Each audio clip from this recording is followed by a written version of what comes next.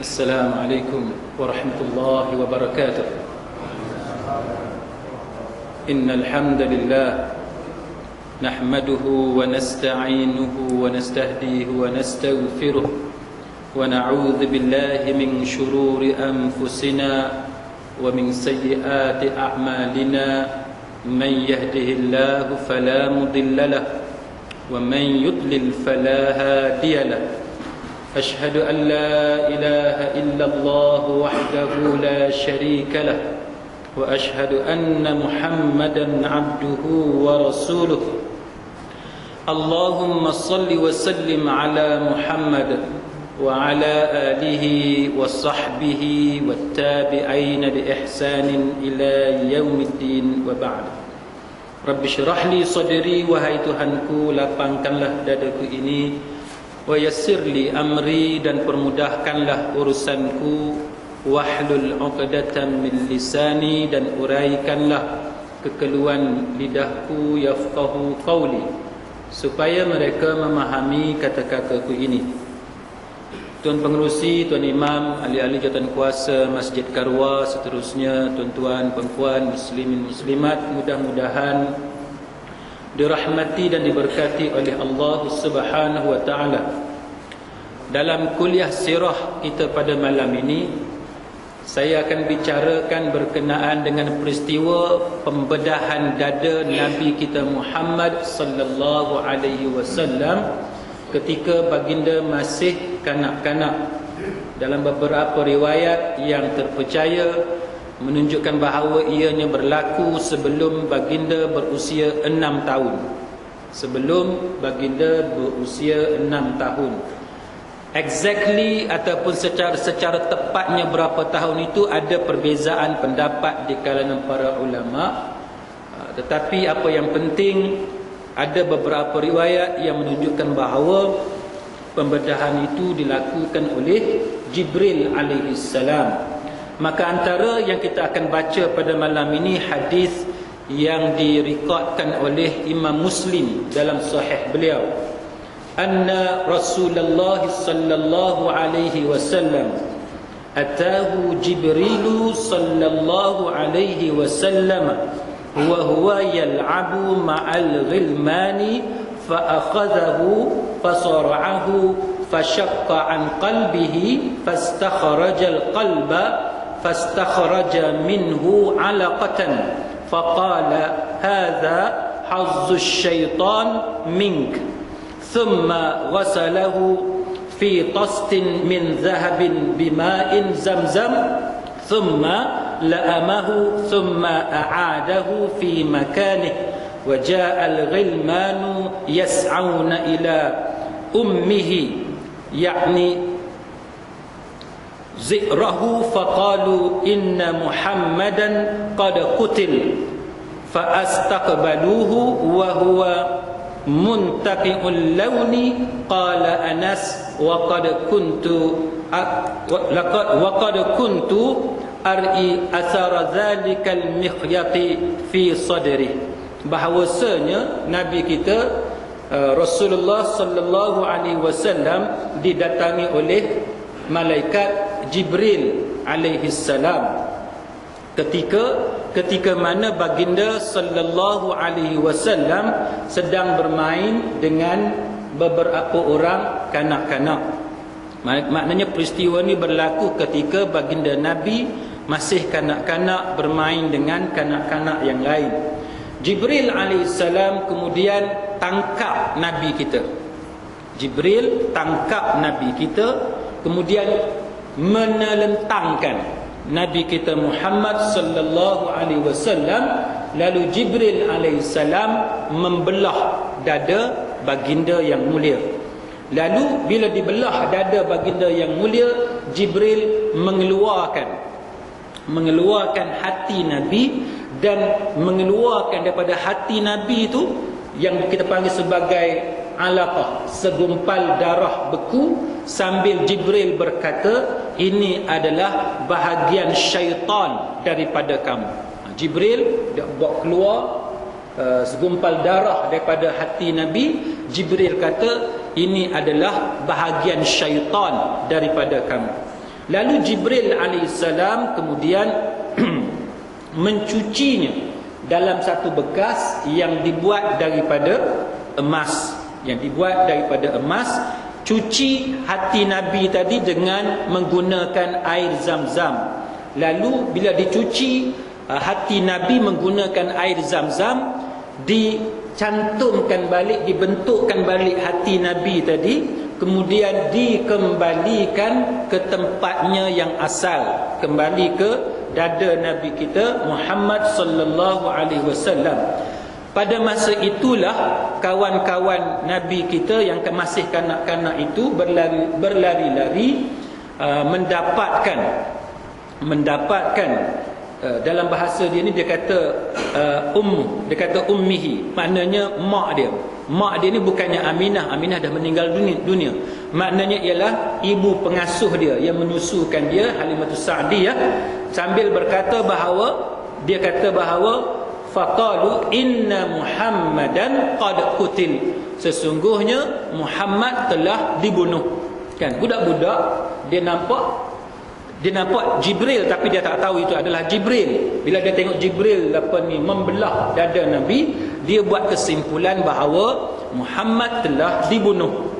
Lalu mereka pakat cari balik Nabi kita Muhammad, dan dijumpai Nabi kita Muhammad ni keadaan dia tu dah berubah warna kulit. Maksudnya ialah pucat, dalam keadaan pucat. Maka Anas bin Malik yang meriwayatkan hadis ni, dia kata bahawa dia pernah melihat bekas jahitan pada dada Nabi kita Muhammad sallallahu alaihi wasallam. Baik. Sidang hadirin mukminin, hadis ini adalah hadis yang ada di dalam Sahih Imam Muslim. Maka secara umumnya hadis ini sepatutnya tidak ada pertikaian. Sebab hadis ini hadis yang sahih. Para ulama menerima authenticity, kesahihan hadis ini, dan disebut dalam Ar-Rahiqul Makhtum. Kisah ini juga diambil daripada Sahih Imam Muslim. Tetapi kenapa kita nak bincang tentang peristiwa pembedahan dada Nabi kita Muhammad sallallahu alaihi wasallam? Kerana dia ada beberapa isu berkaitan dengan pembedahan dada Nabi kita Muhammad sallallahu alaihi wasallam. Baik. Apa isu dia? Yang pertamanya ialah bagaimana golongan orientalis. Orientalis maksudnya ialah orang bukan Islam yang mengkaji tentang Islam, dan dia ada bagi pandangan-pandangan dia. Baik. Golongan orientalis mempertikaikan peristiwa ini. Baik. Bila golongan orientalis mempertikaikan peristiwa ini, kita tak pelik, kan? Kita tak pelik sebab orientalis ni banyak benda yang dia pertikai tentang Islam. Benda yang jelas pun, benda yang terang, yang kita semua terima pun dia pertikai. Itu kita tak pelik. Tapi yang dalam bahasa yang saya tak tahu sesuai ataupun tidak, tapi yang agak menarik, kalau saya boleh guna perkataan itu, yang agak menarik perhatian kita ialah kerana kesahihan cerita ini bukan sahaja dipertikaikan oleh para orientalis, tetapi juga dipertikaikan oleh ulama yang kita kata muktabar zaman kita, atas beberapa perkara yang kita akan sebut, kan?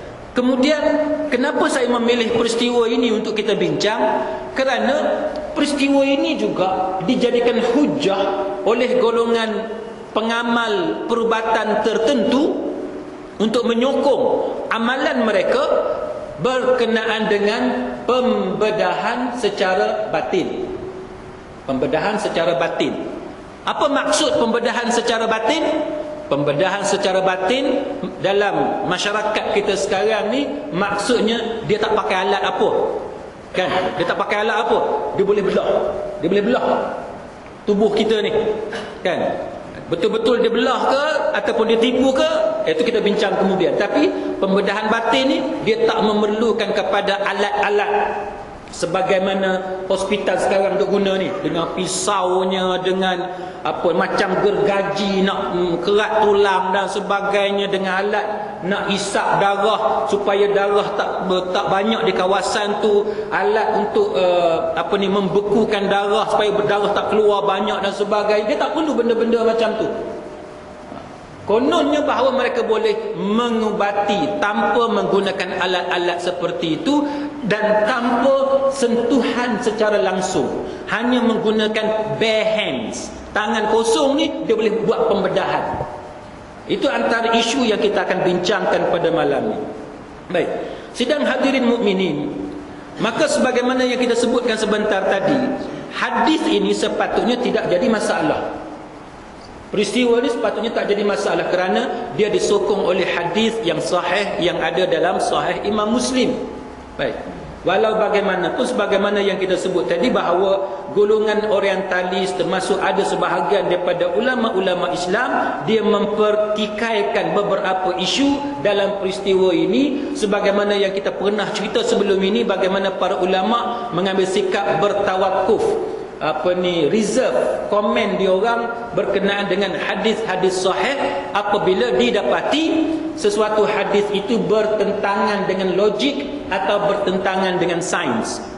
Jadi para ulama Islam segelintir, tak ramai, segelintir ulama Islam mengambil sikap untuk tidak menerima hadis ini secara mudah kerana bagi mereka peristiwa pembedahan dada ke atas Nabi kita Muhammad sallallahu alaihi wasallam sebagai bertentangan dengan logik dan bertentangan dengan ilmu sains. Maka itu yang kita nak bincang pada malam ini.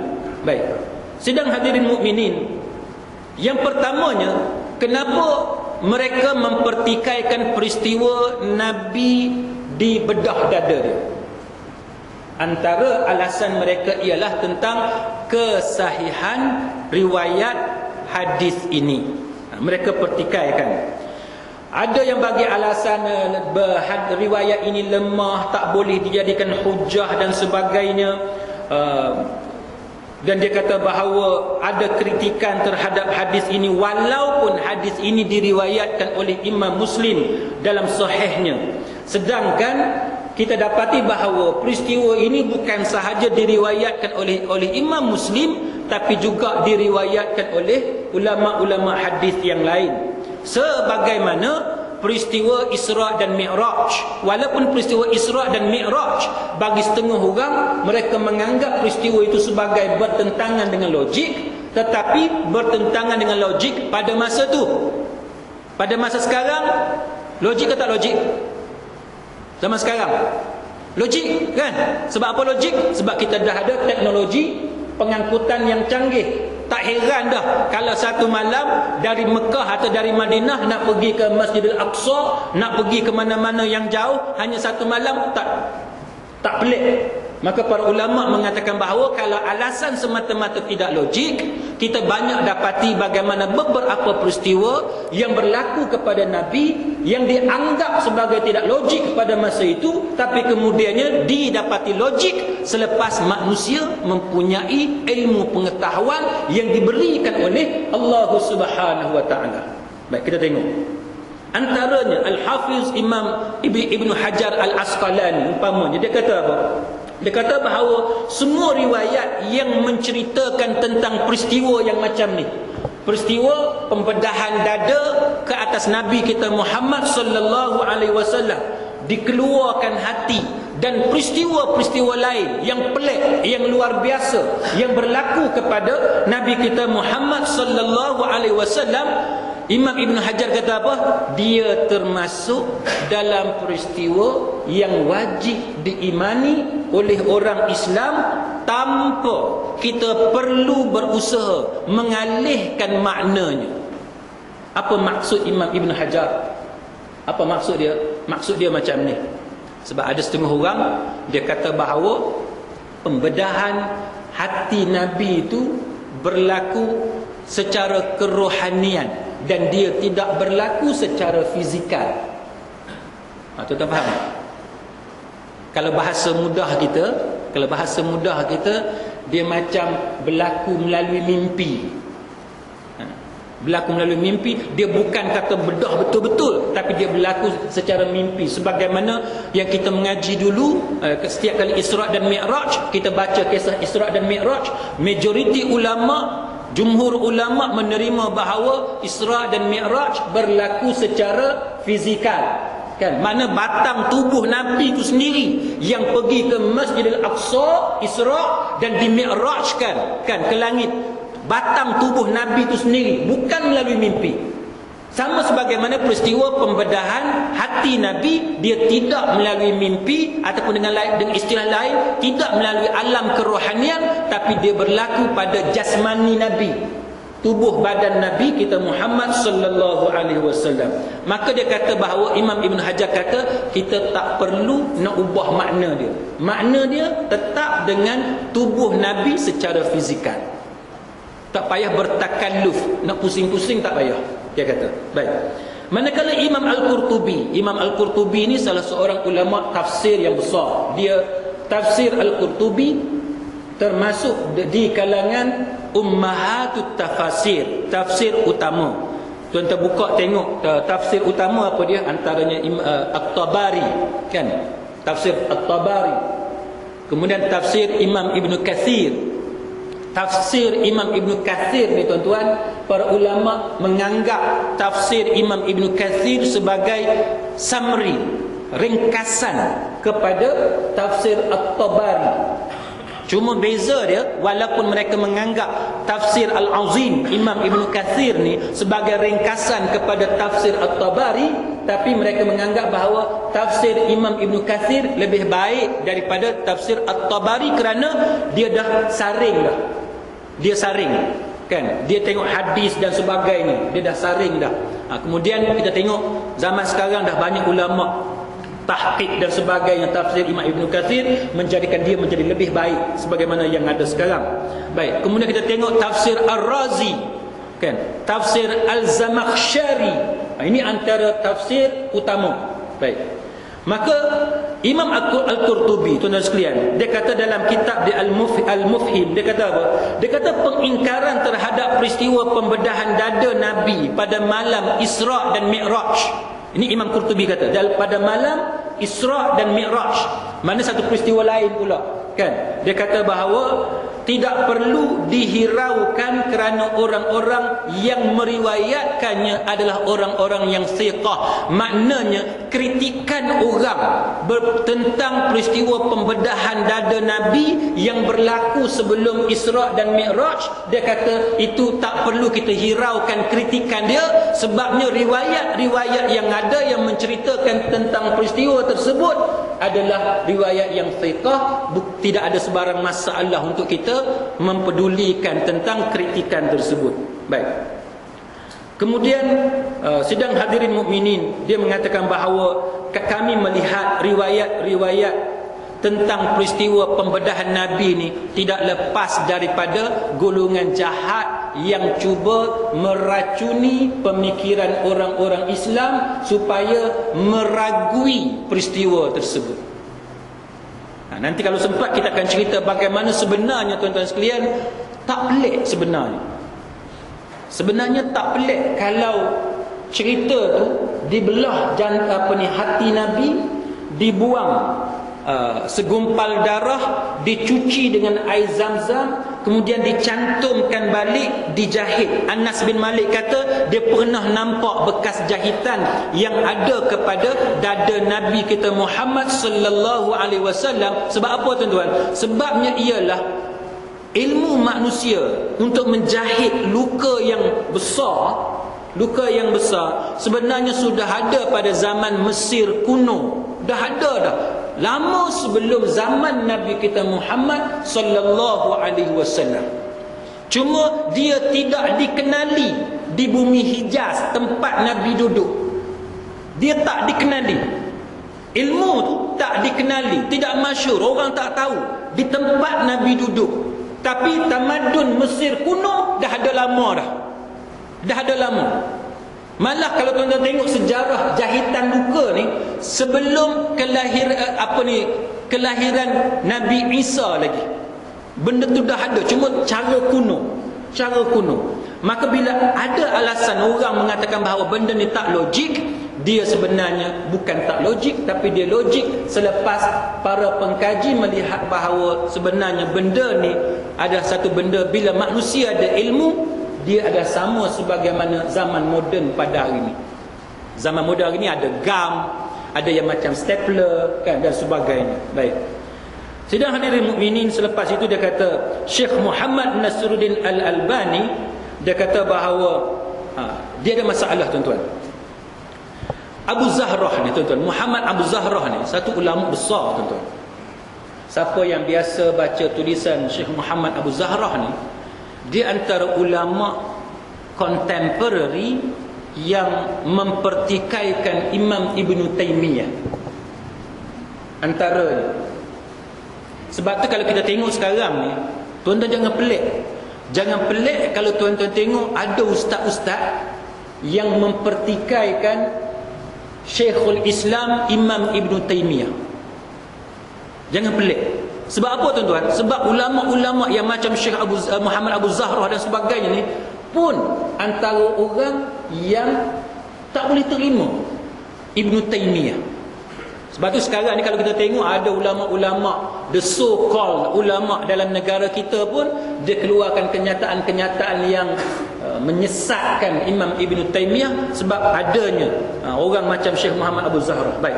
Syekh Muhammad Nasruddin Al-Albani, dia mengkritik Abu Zahrah yang menolak hadis-hadis macam ni, sedangkan hadis tu sahih. Sedangkan bila dikaji tentang chain of narration, sanad hadis dan sebagainya, benda tu sahih. Dan dia kata bahawa masalah dengan ulama yang macam ni, dia kata bermain, tengok bahas bukan kasar, keras. Agak keras kritikan Syekh Muhammad Nasruddin Al-Albani sebab dia kata ulama yang macam ni, dia kata bermain-main dengan kata-kata untuk menyesatkan manusia.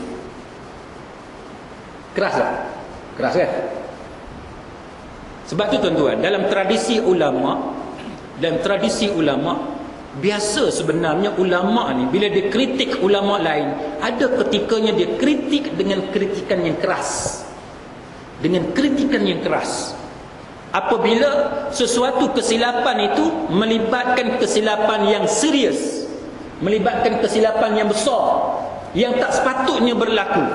Contohnya Syekh Muhammad Abu Zahrah ni tuan-tuan, riwayat sahih dalam Sahih Imam Muslim. Kenapa dia nak pertikaikan lagi apa yang ada dalam Sahih Muslim? Maka sebab tu Syekh Muhammad Nasruddin Al-Albani, dia mengkritik ulama yang macam ni dengan kritikan yang agak keras, sehingga dia kata ulama seperti ini bermain-main dengan kata-kata dia untuk menyesatkan manusia. Keras tuan-tuan, keras. Baik, lalu Syekh Al-Albani kata apa? Orang yang memiliki sedikit ilmu, ni agak lagi keras tuan. Sedikit ilmu. Dah lah dia kata sedikit ilmu. Lepas tu dia kata sedikit akal yang mengetahui. Cuba meracuni pemikiran masyarakat. Cuba meracuni pemikiran masyarakat. Dia kata pendapat yang macam ni, dia kata tak boleh diterima. Albani kata tak boleh diterima. Sebab dia kata para ulama hadis, para muhaddisun, dia kata menyatakan bahawa hadis ini hadis yang sahih, dan usaha untuk mempertikaikan hadis yang macam ni satu usaha yang tak boleh diterima. Tak boleh diterima. Baik. Maka sebab itu dia kata pendapat-pendapat oleh Abu Zahrah dan yang seumpama dengannya, dia kata adalah satu kritikan yang tidak boleh difahami kenapakah wujudnya ulama seperti ini. Maka dia kata bahawa pembedahan dada Nabi ada satu peristiwa yang datang daripada hadis yang sahih yang tak sepatutnya dipertikaikan. Yang kedua, muslimin muslimat sekalian yang kita sebut tadi, golongan orientalis, mengatakan bahawa peristiwa pembedahan dada Nabi ini hanyalah satu pengalaman kerohanian dan tidak berlaku secara fizikal. Dia bawa kepada kita tuan-tuan sekalian tentang surah Alam Nashrah, kan? Alam nashrah laka sadrak, bukankah kami telah melapangkan untukmu dada kamu. Baik, maka para ulama seperti Albani dan sebagainya menjawab bahawa dalil seperti itu sebenarnya ayat Quran seperti itu dia kata tidak boleh dijadikan dalil, kerana peristiwa ini sebagaimana hadis yang kita baca tadi menunjukkan dengan jelas bahawa dia tidak berlaku secara kerohanian. Buktinya apa? Buktinya Anas bin Malik bagi tahu dia tengok dengan mata dia sendiri kesan jahitan yang ada pada dada Nabi kita Muhammad sallallahu alaihi wasallam. Kalau benda tu berlaku secara kerohanian, bagaimana mungkin Anas bin Malik boleh nampak bekas jahitan pada dada Nabi kita Muhammad sallallahu alaihi wasallam? Maka golongan orientalis dia kata tidak senang hati dengan peristiwa yang macam ni. Dia tak senang hati dengan peristiwa yang macam ni. Baik. Yang ketiga tuan-tuan sekalian, para ulama, minoriti ulama seperti Syekh Muhammad Abu Zahrah dan sebagainya, yang mengatakan bahawa riwayat ni tak boleh diterima sebab dia kata dia dibawa oleh budak kecil. Oleh Nabi masa tu belum lagi berusia 5-6 tahun. Belum lagi berusia 6 tahun. Dia kata maka dia tak boleh dijadikan hujjah. Tidak boleh dijadikan hujjah sebab bagi mereka dia kata belum lagi memayyiz. Tetapi para ulama yang menolak sanggahan, kritikan daripada Syekh Muhammad Abu Zahrah, dia kata bahawa umur Nabi pada ketika itu pada sekitar 4 hingga 5 tahun, dan bagi mereka itu adalah umur mumayyiz. Umur mumayyiz. Kemudian yang keempat antaranya ialah dia kata bahawa sebelum tu dia kata bahawa pendapat sebenar tuan-tuan sekalian, Nabi kita Muhammad ni dia berusia 4 tahun hingga 5 tahun, dan itu dihukum sebagai usia tamyiz, usia mumayyiz, dan sebagaimana yang disebut oleh para ulama yang lain. Riwayat daripada mana tuan-tuan sekalian yang mempertikaikan bahawa Nabi belum memayyiz pada ketika itu? Antaranya yang datang daripada Ibnu Ishaq tuan-tuan sekalian, yang kita pernah bincang sebelum ini tentang Ibnu Ishaq. Baik, yang keempat, kritikan yang keempat mengatakan bahawa kerana peristiwa ini tidak logik. Sebab apa dia kata tidak logik? Sebab dia kata bahawa dia bertentangan dengan ilmu kedoktoran, ilmu perubatan pada masa itu. Baik, sekarang ni muslimin muslimat sekalian, kita mengatakan bahawa sudah banyak dah contoh yang kita berikan, termasuk yang saya sebut tadi bahawa apa yang berlaku pada zaman Nabi mungkin tidak logik pada masyarakat Nabi, tapi dia telah pun ada pada masyarakat lain seperti masyarakat Mesir kuno. Kan masyarakat Mesir kuno dah ada dah. Sebagaimana yang kita pernah bincang tentang masalah melihat anak bulan. Kan, melihat anak bulan adakah dengan ru'yah ataupun dengan hisab? Kan, ru'yah tengok dengan mata, tengok dengan mata. Hisab ialah dengan menghitung, buat calculation. Kan, buat calculation. Maka para ulama yang mentarjihkan pendapat bahawa boleh kita menggunakan calculation, antaranya ialah contoh kita melihat waktu semayang sekarang. Waktu semayang sekarang kita tengok dengan apa?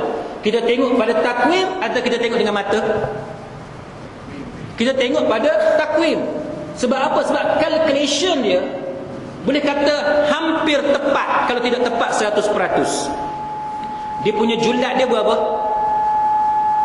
Julat, ralat dia 2 minit. Sebahagian pendapat kata 3 minit. Kan, mana dia boleh pergi tercepat 2 minit ataupun terlambat 2 minit. Faham kan? Itu tahap ketepatan menggunakan takwim. Kalau kita suruh orang dekat Masjid Karwa ni sebelum masuk waktu pergi tengok matahari sah, agak-agak beza berapa minit, agak-agak kan, ni matahari dah gelincir ke belum lagi ni? Kan, dah gelincir ke belum lagi? Kan, nak kena ada kayu, nak kena tengok ukur. Kan, dia kena time bulan lain, dia punya condong dia lagu lain, bulan lain pula hak condong dia lagu lain pula. Payah, kena pula hak jenis bidang terjun pula. Kan, yang tak biasa tengok bayang-bayang, puaslah telefon ni masuk ke tak lagi, cuba hang buat sat tengok. Jadi payah tak? Payah. Maka tahap ketepatan menggunakan takwim, walaupun dia punya ralat tu mungkin tercepat 2 minit, terlambat 2 minit, itu lebih tepat berbanding dengan melihat mata kasar. Sebab itu, dan juga para ulama mentarjihkan dengan menggunakan hisab, kerana Nabi SAW sendiri mengakui bahawa orang Arab Quraisy pada zaman Nabi dia agak terkebelakang dan dia tidak menguasai ilmu hisab pada zaman itu. Itu antara sebab sebahagian ulama dia mentarjihkan melihat anak bulan berdasarkan hisab, diutamakan berbanding dengan ru'yah, melihat dengan mata kasar. Baik. Sama sebagaimana apa yang berlaku kepada Nabi kita Muhammad sallallahu alaihi wasallam. Orang-orang seperti ulama yang kita sebut namanya sebentar tadi, bila mereka menggunakan hujah sebagai tidak logik, kita ingat balik ingatan kita kepada hadis sahih Bukhari berkenaan dengan lalat yang jatuh dalam bekas minuman, kan?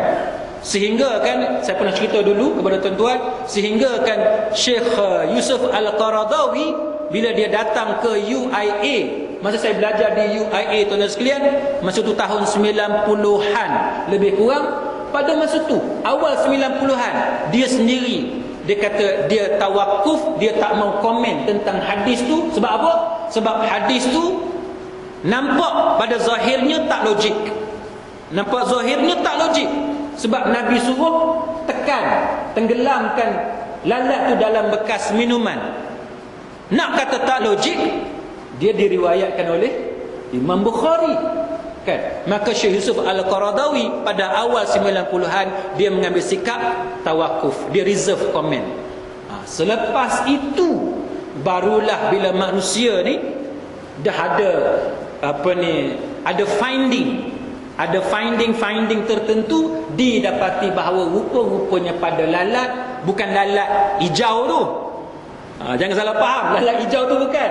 Dikit lagi dah mengaji sekerat ni payah juga. Lalat hijau masuk dalam bekas makan, dia pergi tekan. Lalat hijau tu orang Penang tak tahu panggil apa. Saya panggil lalat tai. Orang Penang panggil lalat tai juga. Lalat tai bukan yang tu. Lalat yang dimaksudkan dalam Sahih Bukhari ialah lalat rumah. Lalat rumah, lalat biasa tu yang kita duduk tengok, lalat tu.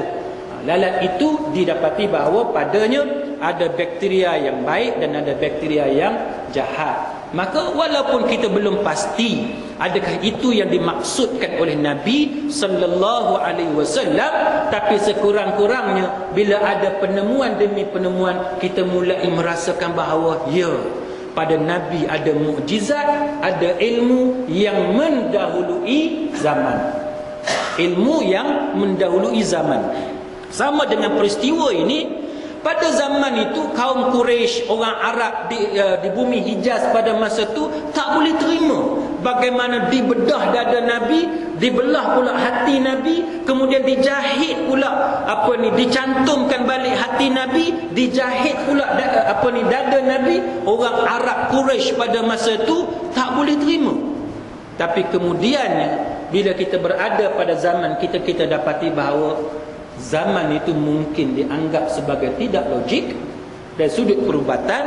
Tapi pada zaman kita hari ini, bila manusia mengkaji sejarah asal usul macam mana manusia menjahit luka-luka yang besar ini, kita dapati bahawa sebenarnya dia dah lama dah manusia duk amal, terutamanya tamadun Mesir kuno, Mesir purba. Sebagaimana yang kita cerita pasal Firaun dan sebagainya, benda yang ilmu tu tidak ada di tempat Nabi hidup, tapi dah ada di bumi lain, di negara lain. Itu contoh sidang hadirin mukminin, mukjizat yang berlaku kepada Nabi kita Muhammad sallallahu alaihi wasallam, yang menunjukkan bahawa Nabi kita adalah Nabi yang diutuskan oleh Allah Subhanahu wa taala. Baik, sidang hadirin mukminin, peristiwa yang macam ni kemudiannya dijadikan contoh ataupun hujah oleh golongan yang mengamalkan apa yang kita panggil sebagai perubatan tradisional ataupun perubatan Islam. Dia kata dia tak perlu pisau, dia tak perlu jarum, dia tak perlu anestetik, bius, ubat bius, dia tak perlu apa-apa ubat sebagaimana yang doktor pakar pembedahan perlukan. Dia hanya perlu guna tangan dia je. Kan? Tuan-tuan boleh tengok dalam internet banyak gambar-gambar, dia tunjuk macam mana dia guna tangan dia ni, dia boleh masukkan tapak tangan dia dalam perut orang, dalam dada orang dan sebagainya. Lepas tu pula, lepas dia buat ni, kita boleh nampak tu darah dan sebagainya. Lepas dia sudah, dia kering macam biasa, tak ada kesan jahitan. Hebat tak? Hebat kan? Soalnya, kita percaya ke tak percaya bahawa dia boleh buat benda macam tu? Tuan-tuan boleh percaya? Ustaz tak percaya. Nah, kita kata kita tak percaya. Tapi masalahnya, orang yang melalui rawatan yang macam ni, dia balik-balik dia cerita dekat kita, hak sakit tu hilang dah. Betul tak? Saya pernah cerita dulu dalam kuliah saya dulu saya pernah cerita kawan saya lawyer sakit belakang kan, pergi hospital kata kena bedah. Dia ni tuan-tuan, kes mahkamah dia semua tangguh, lawyer perempuan. Kes dia semua tangguh sebab dia tak boleh bangun. Sakit tulang belakang ni, tak boleh bangun. Suami dia kena dokong dia, letak dalam kereta, bawa keluar dan sebagainya kalau nak pergi mana-mana. Nak jalan, nak berdiri pun tak boleh. Akhir sekali orang bagi tahu dekat dia ada satu bom siam dekat Tunjang. Ada Tunjang kan? Betul tak Tunjang? Tunjang kan? Ada bom siam dekat Tunjang. Dia pergi. Saya satu hari tuan-tuan dekat mahkamah, saya tengok dia ada jalan elok je. Saya tanya dia, kak operate ke? Dia kata tak. Dia jumpa bom siam. Dia sendiri cerita ni, bukan orang lain cerita, dia sendiri cerita. Bom siam buat macam mana? Tak buat apa pun. Yang doktor pakar hospital swasta ni semua kata kena operate, kena bedah, open surgery, kena belah macam tu. Bukan kata masuk tiup dah, belah terus. Itu yang dia tak mau. Tiba-tiba bom siam dekat Tunjang hanya sentuh dengan jari. Sentuh dengan jari. Dia yang pergi jumpa bom siam dekat Tunjang tu, suami dokong tuan-tuan sekalian, bila bom siam tekan je, letak jari kat belakang dia je, dia boleh bangun elok-elok je. Boleh bangun elok-elok. Sebab tu kita kata bahawa benda ni bukan khayalan tapi berlaku. Betul tak? Benda ni berlaku. Maknanya pengalaman orang yang melalui benda-benda macam ni, dia bukan khayalan tapi dia berlaku. Bila dia berlaku, soalannya ialah adakah boleh kita merawati penyakit yang kita alami dengan cara perubatan yang macam ni? Boleh ke tak boleh? Itu antara benda yang kita nak kena bincang. Sebab golongan ni kata, apa yang pelik dia kata, sirah Nabi menunjukkan bahawa Nabi pernah dibedah dada dia oleh Jibril alaihissalam. Maka ilmu ni memang dah ada untuk orang Islam. Dakwa mereka macam tu. Maka para ulama tuan-tuan sekalian telah membahaskan isu ini. Akhirnya mereka buat kesimpulan yang mudah tuan-tuan sekalian. Walaupun perbahasan itu panjang, tapi secara mudahnya mereka buat kesimpulan bahawa perubatan macam ni tak boleh diterima. Tak boleh diterima. Sebab apa tak boleh diterima? Sebab apa tak boleh diterima? Nombor satu, kenapa tak boleh diterima? Sebab dia bertentangan dengan dalil naqli. Tidak ada nas daripada Quran ataupun hadis Nabi yang kita boleh sokong amalan macam ni. Hujah mereka mengatakan bahawa benda ni berlaku kepada Nabi. Hujah tu para ulama tolak. Tak boleh pakai. Sebab apa?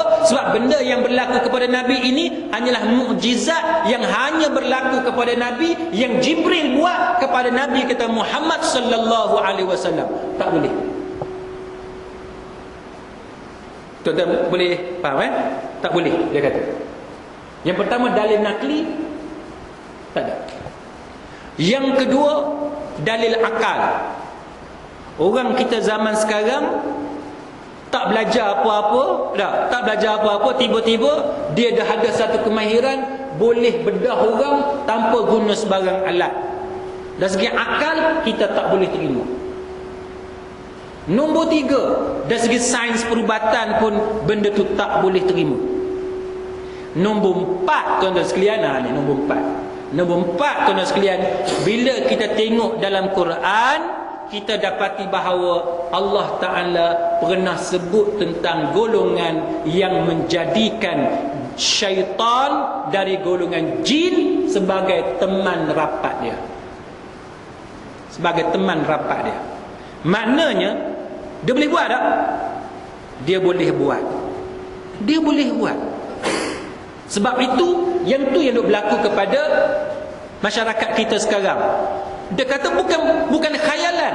Dia sakit, bila sakit pergi bedah, cuma pembedahan cara batin, secara gaib.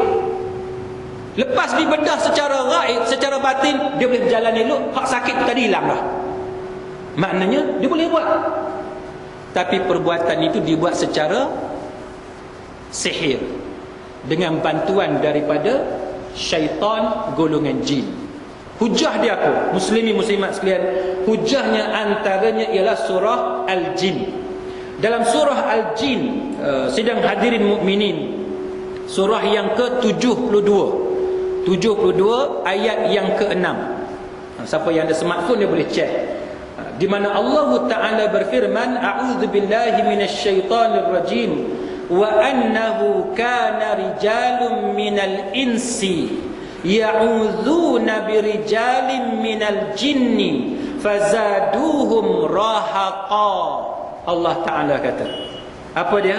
Dan bahawa sesungguhnya adalah sangat-sangat salah perbuatan beberapa orang daripada manusia yang menjaga dan melindungi dirinya dengan meminta pertolongan kepada ketua-ketua golongan jin.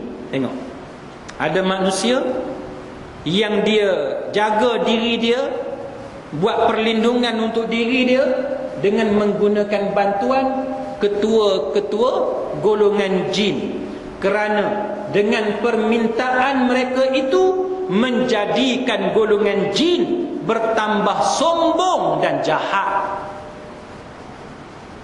Sidang hadirin mukminin, macam mana kita nak faham firman Allah Ta'ala ni? Kita buka kitab tafsir, kita tengok As-Suddi kata apa, Qatadah kata apa, Mujahid kata apa. Kita dapati bagaimana mereka membawakan kepada kita beberapa riwayat yang menunjukkan kepada kita bahawa antaranya ialah yang duk berlaku macam zaman kita. Apa dia yang duk berlaku zaman kita? Saya bagi beberapa contoh, tuan-tuan. Ada beberapa kawan saya tanya dia, bila anak dah besar ni, tinggal berapa orang? Dia kata tinggal 2 orang, berdua, suami dengan isteri. Suami isteri. Rumah besar, kan? Rumah besar. Rumah sampai 6 bilik, kan?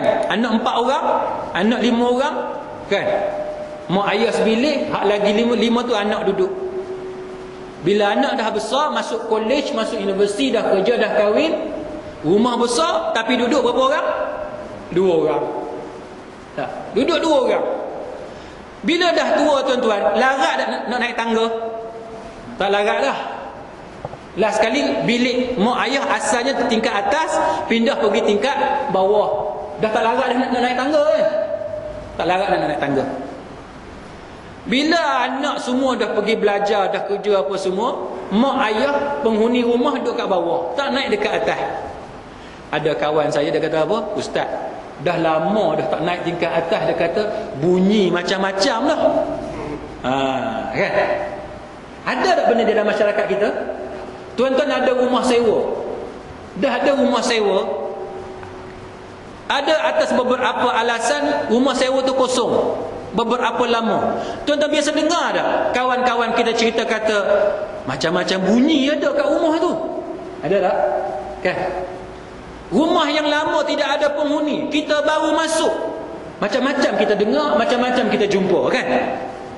Itu yang bila tuan baca dalam tafsir Imam Ibn Kathir, banyak riwayat-riwayat yang menceritakan bahawa tempat-tempat yang macam ni, dalam hutan dan sebagainya, tempat yang terceruk dan sebagainya, penghuninya adalah golongan jin.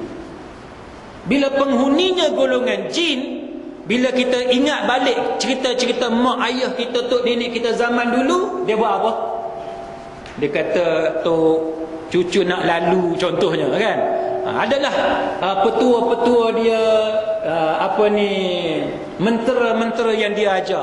Maka Imam Ibn Kathir dia bawa kepada kita dalam kitab tafsir dia pandangan para ulama tentang khurafatnya dan amalan yang macam tu untuk halau atau minta izin daripada golongan jin ini adalah satu amalan yang akan merosakkan akidah orang Islam. Benda tu memang ada. Benda tu memang ada. Tetapi perbuatan kita yang meminta izin daripada mereka adalah satu perbuatan yang menyebabkan akidah kita boleh rosak. Boleh rosak. Maka dia kata bahawa, sebab apa tuan-tuan? Dalam ayat ni dia kata apa? Dalam ayat ni dia kata bahawa fazaduhum rahaqa. Apa makna fazaduhum rahaqa? Dia kata jin tadi bertambah sombong, bertambah jahat. Tuan-tuan faham tak maksud dia? Jin ni, dia bila kita masuk, dia akan lari. Kita masuk rumah tu, dia akan lari. Tapi bila kita minta tolong dengan dia, dia U-turn, dia datang balik. Tuan-tuan faham tak? Dia macam orang jahat zaman kita lah. Orang jahat zaman kita lah. Dia makin jahat bila? Dia makin jahat, makin sombong bila? Bila dia ada pengikut. Betul tak? Bila dia ada pengikut dan bila ada orang hak takut dekat dia, dia lagi action lah, kan? Pasal ramai orang takut dekat dia, dia lagi action. Tapi kalau orang pakat lawan dengan dia, dia berani tak? Dia tak berani. Kalau pengikut dia lari, dia berani tak? Dia tak berani. Pasal dia tinggal seorang. Yang dia action sangat ni, yang dia sombong, jadi makin jahat ni pasal apa? Sebab ramai orang duk support dia. Sebab tu kita ni tuan-tuan, pemimpin hak jahat jangan duk sokong. Dia masuk ke tu pula lah, kan? Pemimpin yang jahat tak kira siapa, jangan sokong. Orang jahat, geng Samsing mana-mana, kan? Orang kata kat Penang ni hak paling jahat Bukit Mentajam. Betul ke tak, saya tak tahulah. Kan? Tempat gangster paling jahat Bukit Mentajam. Tiba-tiba kita pergi masuk jadi ahli kelab dia, ahli gangster. Bermakna kita meramaikan lagi pengikut dia. Maka dia jadi makin jahat. Betul tak? Sebab pengikut dia makin ramai. Maka cerita jin tadi macam tu. Bila kita masuk, kita mengamalkan jampi mentera yang karut, yang tidak ada diajar oleh Quran dan hadis, itu menjadikan jin tadi bertambah jahat. Dia jadi bertambah jahat.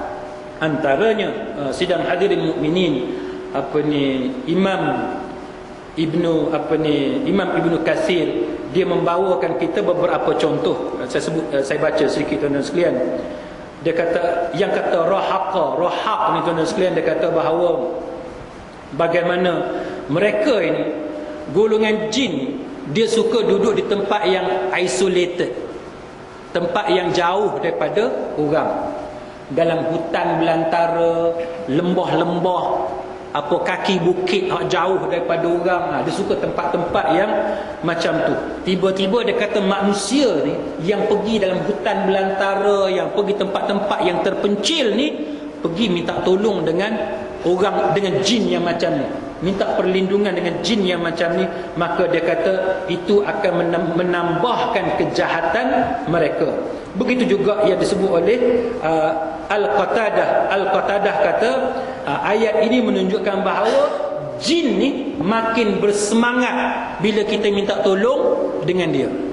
Jin makin bersemangat bila kita minta tolong dengan dia, dan dia menjadi bertambah jahat. Begitu juga kata Qatadah bahawa bila manusia minta tolong dengan jin, maka jin tadi menjadi kejahatan dia bertambah-tambah. Bertambah-tambah. Itu antara yang disebut oleh Imam Ibn Katsir dalam tafsir dia. Baik, sidang hadirin mukminin, maka dalam pembedahan batin tadi, para ulama mengatakan bahawa benda ni sesat. Sebab apa? Sebab pembedahan batin ni, dia bukan sahaja boleh dilakukan oleh orang-orang Islam, tapi dia juga boleh dilakukan oleh bomoh siam. Dia juga boleh dilakukan oleh orang-orang Kristian. Malah di kalangan mereka ianya dikenali sebagai spiritual healing, kan?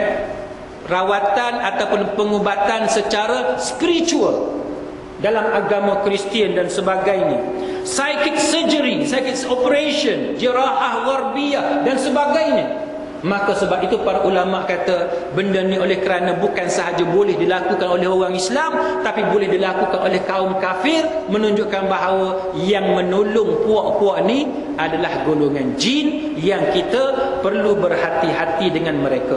Malah apabila dilihat kepada tokoh-tokoh perubatan Islam seperti Ibn Sina, Ar-Razi, Ibn Rushdi dan sebagainya, menunjukkan bahawa perubatan moden, alopati, kan, alopati yang kita duk amal sekarang ni di hospital-hospital pakar dan hospital kerajaan, hospital swasta dan sebagainya, menunjukkan bahawa yang dinamakan perubatan Islam ini tidak hanya tertakluk kepada bacaan jampi daripada Quran dan hadis, tapi juga dia melibatkan alat-alat moden. Dia melibatkan alat-alat moden, dan langsung tidak ada perubatan yang kita sebut sebentar tadi yang dipanggil sebagai perubatan secara batin. Malah didapati bahawa perubatan secara batin ini juga dia melibatkan satu jenis rawatan secara syubhah. Malah kalau kita tengok ayat Quran, tuan-tuan sekalian, surah Az-Zukhruf umpamanya, surah Az-Zukhruf kita dapati Allah Ta'ala menyebut wa man ya'shu an dzikrir rahmani nuqayyid lahu syaitanan fahuwa lahu qarin. Allah Ta'ala kata, dan sesiapa yang tidak mempedulikan pengajaran Al-Quran yang diturunkan oleh Allah Ar-Rahman yang Maha Pemurah, kami akan adakan baginya syaitan yang menghasut dan menyesatkannya, lalu jadilah syaitan itu sebagai temannya yang tidak berenggang daripadanya. Maka ini satu lagi dalil yang menunjukkan bahawa akan berlaku kepada manusia yang jahat, yang kemudiannya syaitan ni menjadi teman dia yang rapat. Jadi syaitan inilah jin, syaitan jin inilah kemudiannya yang bersubahat dengan orang yang jahat yang macam ni. Akhirnya manusia ni bila dia terdesak, dia sanggup buat apa saja. Sebab tu kita ni tuan-tuan, bila kita sakit kita kena ingat. Tuan-tuan kena ingat, sakit sama sebagaimana kita sihat. Betul tak? Miskin, fakir, susah sama sebagaimana bila kita mewah, kita senang lenang. Semua tu adalah ujian daripada Allah Subhanahu wa ta'ala. Bila kita sakit, kita terdesak. Betul tak? Ikutlah asal orang boleh tunjuk kat kita orang yang boleh sembuhkan kita. Betul ke, salah ke, ikut Islam ke, pertentangan dengan Islam, tak peduli. Pasal apa? Kita nak sihat. Akhirnya kita diuji oleh Allah Ta'ala dan gagal dalam ujian tersebut. Na'udzubillah min zalik. Sama sebagaimana orang yang sihat, ujian daripada Allah. Betul tak? Orang yang baik, bila dia sihat, dia memperbanyakkan amalan kebaikan. Bila dengar azan, dia datang masjid, semayang. Tapi berapa ramai orang yang diberi sihat oleh Allah Ta'ala, dia tak peduli masjid. Dia pergi buat kerja lain, maksiat kepada Allah Ta'ala. Berapa ramai? Sama sebagaimana orang yang miskin, dia diuji dengan kemiskinan, Dengan sebab miskin, dia rasa dia terdesak, padahal dia belum terdesak lagi, tapi dia sanggup buat benda-benda yang diharamkan oleh Allah Subhanahu Wa Taala. Sama sebagaimana orang yang kaya. Ada orang, satu hamba Allah, dia post dalam Facebook, saya duk tengok satu tok Arab, tak tahulah siapa dalam Facebook tu, dia kata anak raja. Anak raja mana kita tak tahu. Dia duduk dengan perempuan-perempuan jalang yang berpakaian, kalau kita nak sebut pun malulah nak sebut pakaian macam mana. Dia tabur duit macam tu, kan? Dia tabur duit macam tu, banyaknya, kayanya dia. Maka itu juga contoh ujian Allah Ta'ala yang menunjukkan bahawa dia gagal dengan ujian yang macam tu. Jadi sidang hadirin mukminin, kita kena terima hakikat bahawa semua benda ni adalah ujian daripada Allah Ta'ala, dan kita kena pastikan bahawa ujian macam ni kita tidak terpesong daripada petunjuk Allah Subhanahu Wa Ta'ala. Jadi mudah-mudahan apa yang kita bincang pada malam ini ada manfaat di sisi Allah Ta'ala. Tuan-tuan ada sebarang soalan ke? Ustaz. Ya. Yang kalau dia buat perbuatan Islam ni, dia pun menggunakan label Islam ni lah, dan buat benda-benda yang macam dia ada contohnya YouTube pun ni pun goyah. Mama, ya. Itu perbuatan Islam tu. Tapi macam mana Ustaz? Baik. Sidang hadirin mukminin, dia macam ni. Saudara-saudara sekalian, perubatan Islam ni kita nak bagi definisi macam mana? Bila sebut perubatan Islam, definisi macam mana? Saya bagi satu contoh tuan-tuan. Ada dalam kuliah baru ni ada orang tanya, Ustaz, macam mana air yang dibaca dengan 30 juzuk?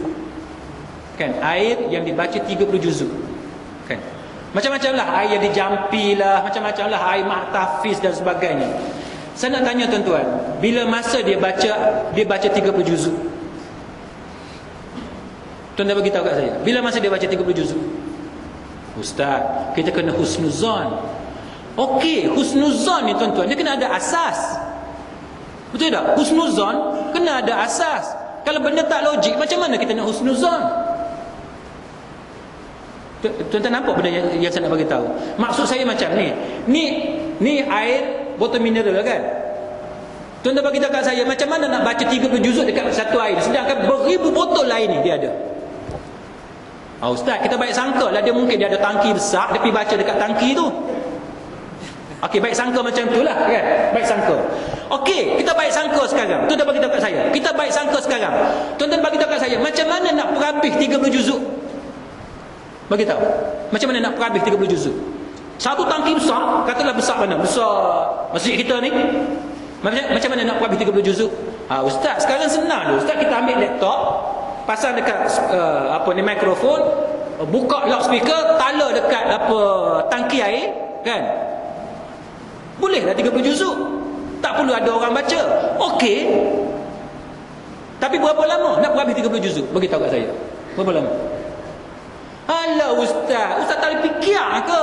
Letak 30 loudspeaker, satu loudspeaker satu juzuk. Gila air itu tuan-tuan. Mereng. Tuan-tuan boleh dengar tak? 30 juzuk, 30 loudspeaker pasang dekat telinga, dengar ayat Quran. Nak dengar mana satu? Tuan-tuan, ni guna ni. Saya bukan nak meremehkan, bukan nak mencela, bukan niat nak menghina orang yang jual 30 juzuk ni, tapi saya tak suka orang menipu tuan-tuan. Saya tak suka orang menipu. Tuan-tuan bagi tahu kat saya macam mana? Macam mana nak buat? Nak baik sangka ni tuan-tuan, kena ada asas. Nak baik sangka, kita bukan nak tuduh dia apa-apa, tapi macam mana nak buat 30 juzuk? Sedangkan berapa ribu botol dia jual ni. Satu botol ni, kalau air biasa tu RM1 ataupun 70 sen kan, satu botol ni. Dengan sebab 30 juzuk, dia boleh jual RM5. Boleh jual RM5. Ada kat rumah saya kalau tuan nak tengok, RM5 ni dia jual.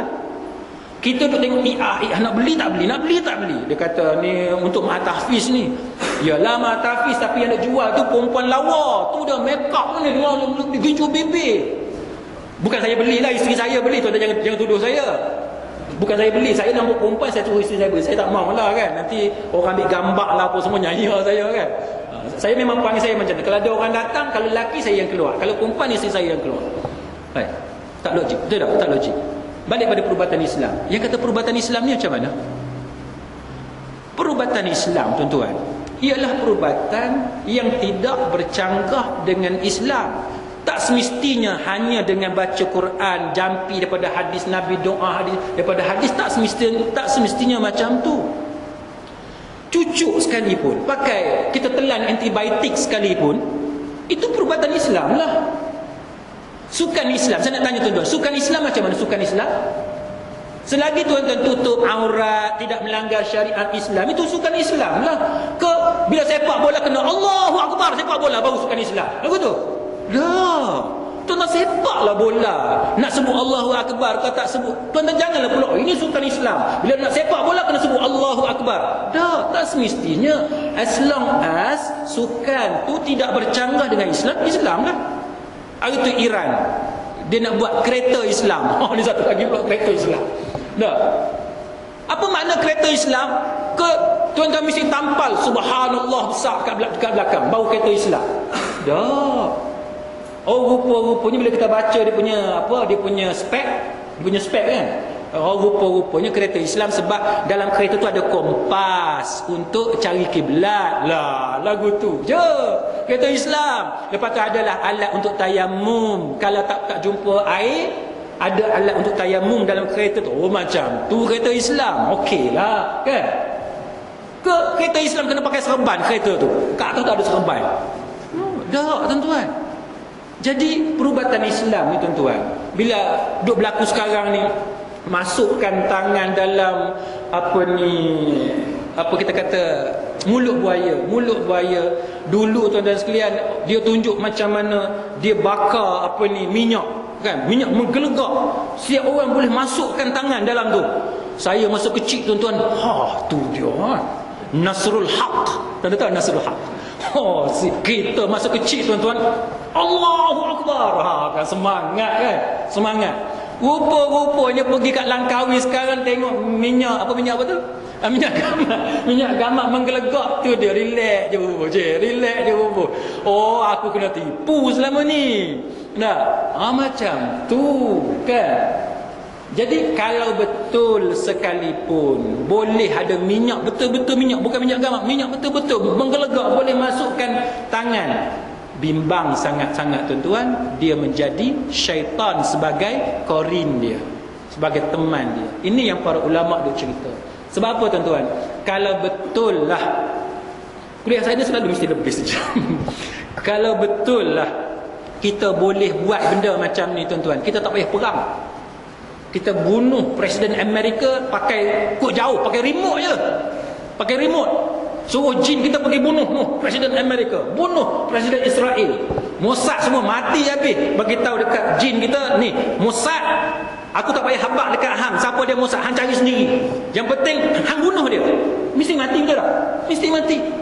Tapi sebab apa zaman Nabi sampai Nabi patah gigi depan? Pasal apa, tuan-tuan? Sahabat yang golongan qari ramai mati, syahid tu nak pasal apa? Sebab tidak ada qarin, tuan-tuan. Tidak ada qarin, tidak ada penggunaan jin untuk tolong kita. Yang ni yang kita kena faham betul-betul.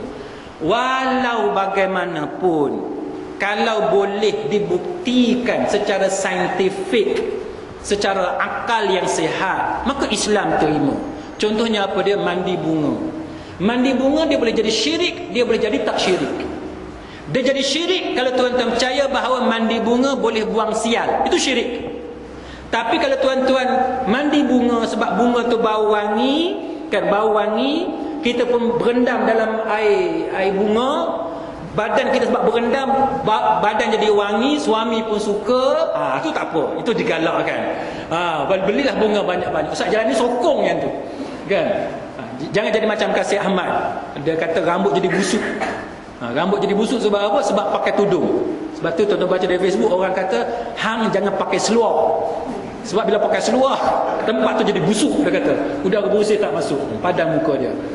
Jadi sedang hadirin mukminin, selagi boleh dibuktikan secara akal yang sihat, itulah yang dikatakan perubatan Islam. Wallahu a'lam. Aku qauli hadza wa astaghfirullahal azim li wa lakum. Wassalamu alaikum warahmatullahi wabarakatuh.